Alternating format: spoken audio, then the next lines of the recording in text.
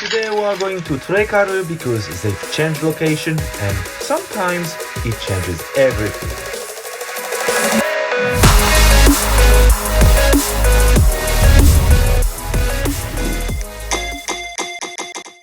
Hi guys, welcome back to the channel.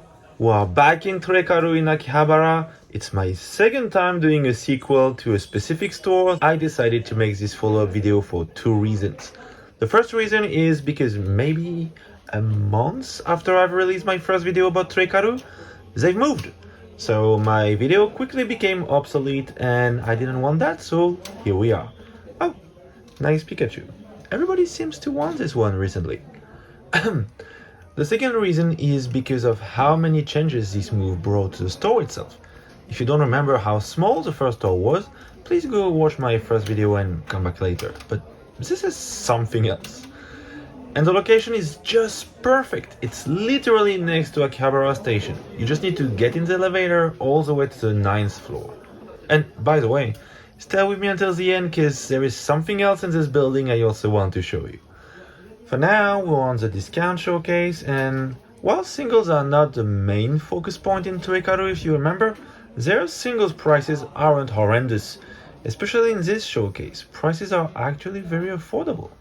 Of course, we are mostly looking at modern cards, but there are some very good deals here, like this beautiful and very cheap Misty from Battle Region. A card that's terribly underestimated in my humble opinion. Let me know what you think, but I still can't understand why this card didn't benefit from last year's waifu craze, cause come on, it's Misty. I'm just throwing my 2 cents here, okay? But I bet you if this card wasn't in fact a Stormy card, but a Trainer Misty card with the very same illustration, this card's price would have been at least 5 times what it is now, if not 10. Let me know your thoughts in the comment section. And this seems like a good time for me to remind you that if you want to support the channel, you can do it on my Patreon. By subscribing, you gain access to the latest Pokemon cards fire sales in Tokyo, as well as the unique possibility to order any Japanese items directly through me without any commission. And of course, as 75% of you are still not subscribed, don't forget to do so, leave a like, a comment down below, and if you enjoy my content, share it around you, it really does help the channel. So, time to move on to what makes Torecaru such a good store, and we are of course talking about graded cards. 7 showcases full of slabs. I think that's even more than what they had before. The first one is a limited special price showcase, and who doesn't love a good discount? Some of the most popular cards are here: Giratina V, Charizard EX SAR, or this Chunka2 VMAX Rainbow, which is on my to-buy list since way too long now. 25,000 yen, that's quite a good price for this card. I have a friend who bought it for 35,000 yen raw a year ago. Oh, that's tough. Kinda remind me of my Charizard V art, except I was the one overpaying for it this time. Of course, they still have those very cheap PSA 10s like these illustration rares for 3,000 yen. They have a whole stack of them outside the showcase. And for these cards, I have a question. Why are people selling them now? Even if it's a card they pulled themselves, so it costs them nothing. I mean, the price of the pack, but let's say nothing.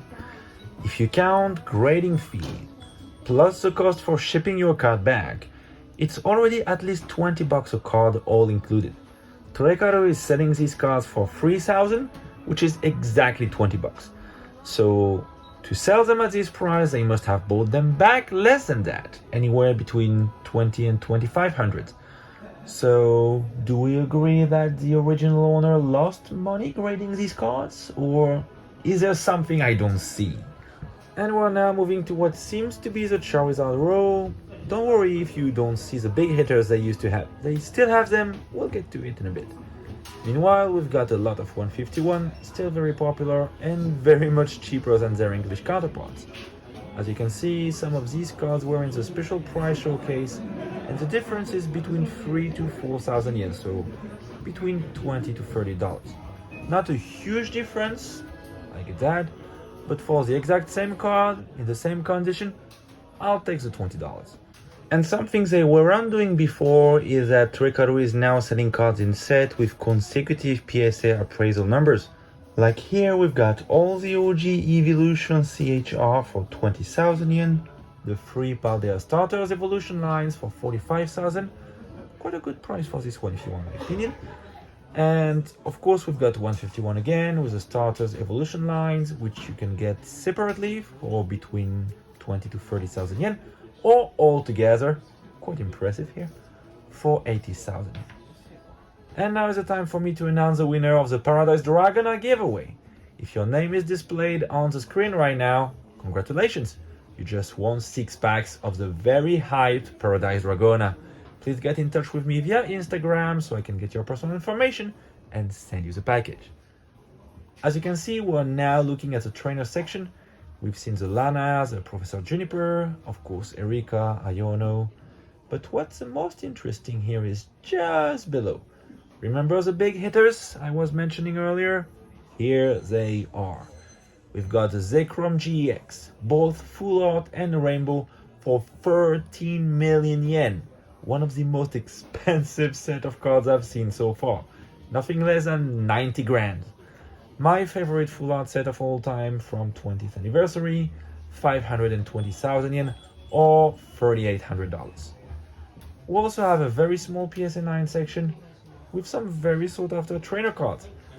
It must hurt when you get a 9 on a card like this. And without transition, we're now moving to the last showcase, which is mostly for Sun and Moon cards. Of course, we've got all the biggest bangers of the generation with the Latios and Latias, the Legendary Bird, and all the other GX Tag Team alternate arts. The Evolutions Full Art and Rainbow Rare, like the Umbreon or Espion GX, and many more. I really like this God of War set with the regular Full Art, the Shiny Full Art, and the Rainbow version. This whole Full Art is also a very nice card, and even being a huge Lugia fan myself, I have to admit that we are missing a good Ho-Oh card recently. Wondering what the last banger Ho-Oh card was. Was it GX Ultra Shiny? Nothing during Sword and Shield, that's for sure. Okay, time to get back in the elevator, but we are not leaving, I told you.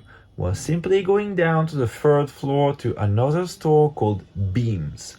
I just wanted to show you this store quickly because, well, first, it's in the same building as Torecaru, and second, it's a very much single-focus store. No sealed products, no graded cards, but if you're after singles, this is totally a place you should visit.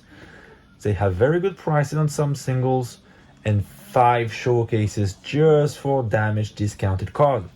I got plenty of my Master Ball Reverse here, for something like 600 or 700 yen a piece, so that's what, $4-5 a card? Very good deals here. Sometimes a store changing location is no big deal. But now Torecaru has proven me wrong every time I said all the stores within 20 meters of the station aren't worth stopping by. Just next to the station, their new location is even more convenient, much larger than the previous one, allowing for plenty more products to be displayed. Even more than before, Torecaru remains one of the top stores to visit for singles and especially for graded cards, and one of the very few to offer discounts on some high-end slabs. That's all I had for you today. I'll see you again next week. Thank you for watching. Bye!